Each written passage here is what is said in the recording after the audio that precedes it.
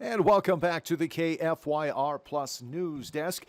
And my next guest is a prominent professor at Creighton University and a regional economist whose specialty is making economics understandable and relatable, not just to students, but also to us, laymen. Let's welcome in Dr. Ernie Goss to the news desk. Professor Goss, thank you so much for joining us here today. Hey Jay, good to be with you and your audience.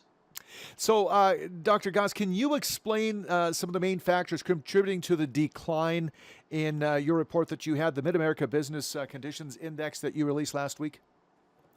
Well, Jay, a lot of it has to do with international trade. Of course, the tariffs creating uncertainty among the manufacturers. And of course, this is a survey of supply managers in manufacturing in 9 Mid-America states, including North Dakota.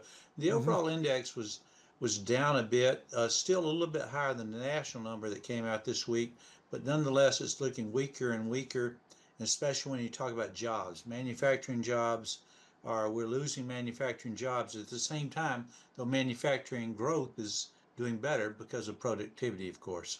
Yeah, how significant is the impact on these tariffs on regional manufacturing jobs?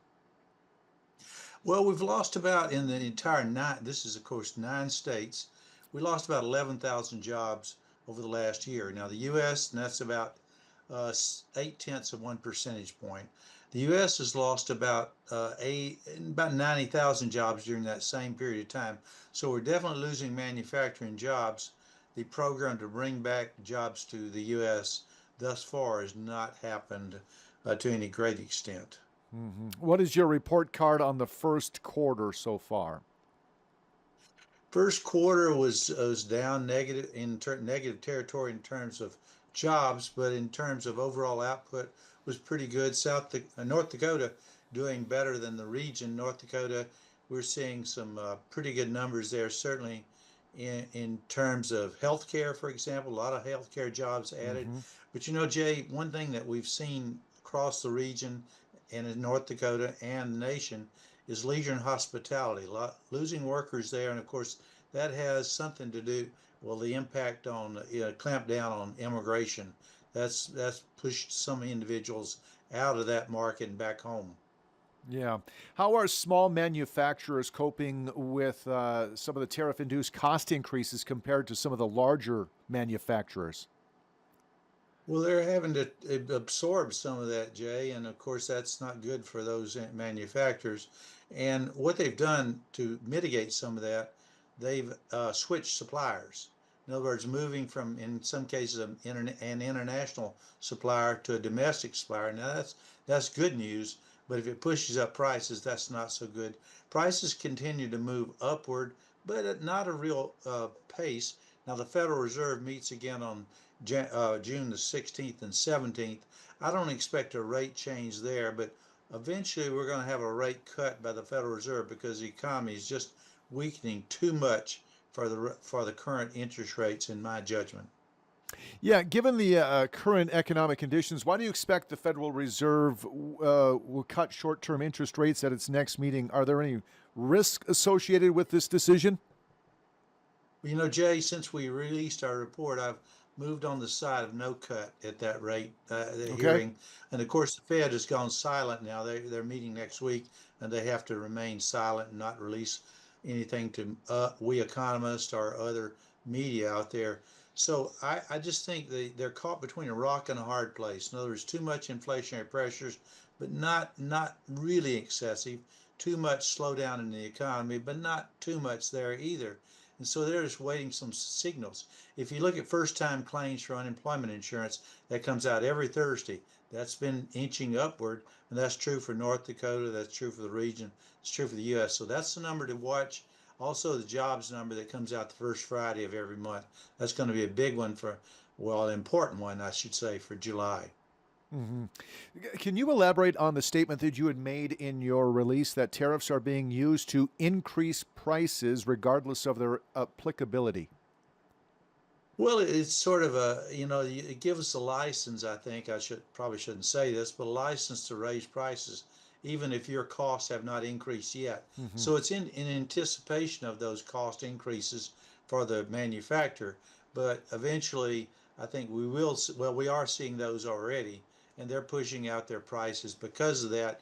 And we're looking at really important negotiations going on right now in London with the U.S. and China negotiating, and we hope upon hope that those are successful and that we don't see retaliation from China, because that's a very important destination for North Dakota products, Mid-America products, and U.S. products. What advice would you give, Dr. Goss, to manufacturers in the region to navigate the current economic uncertainties? Just, I think they've done it already. They've increased their inventories in anticipation of supply chain disruptions. I think, in terms of hiring, I think this is going to be a blip. That the hiring, we'll see some more hiring. So keep the workers you've got. They're hard to replace, especially in Hmm. this part of the nation. We have employment issues in terms of hiring new workers just because of the supply. So that's another issue. But I think again that they've done what they should do, and I think we're going to continue to see some real volatility there because uncertainty. I mean, we economists are uncertain, they're uncertain, and now we're telegraphing that to the public. They should be uncertain as well, and uncertainty, unfortunately, creates slower growth than what we'd like to see. It does.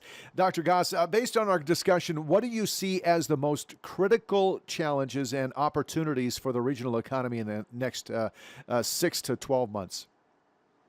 I think the real challenge is going to be in terms of in the international sphere. In other words, trying to anticipate what's going to go on, because any disruptions in the supply chain could be very disruptive for the companies. So that's what need to watch out for. I think hiring is going to continue to be an issue, maintaining those working relationships also, and what happens in terms of the big issue, Jay. The big issue is what happens to the big and beautiful bill in Congress or before the Senate right now. That Hmm. should be passed. If it's not, we're talking about a pretty big tax increase at the end of this year, and that would not be good for the economy. So that's one of the big things to keep an eye on. We need to see that big and beautiful, as the president calls it, bill passed. Yeah, for sure. Dr. Goss, one last question. How is your summer there in Omaha? It's cool. It's been cool here, and I think it's been cool in North Dakota. Yeah. It's a bit cooler than I'd like to see. I'd like to see a little warmth. I've moved. I've enjoyed the cold winter and the cold spring. Now I need a hot summer. We need some hotter days coming up. Yeah, right. Absolutely. Dr. Goss, always a pleasure talking with you. Your insights are invaluable, sir. Thank you, Jay. Thanks for having me on, and hopefully we see a happy 4th of July. Absolutely. I hope so too. If not, I'll talk with you after that. Happy 4th of July, sir, and take care. Thanks, Jay. All right, 8 minutes after the top of the hour. Quick break here at the news desk. We're right back here with more headlines next on KFYR Plus.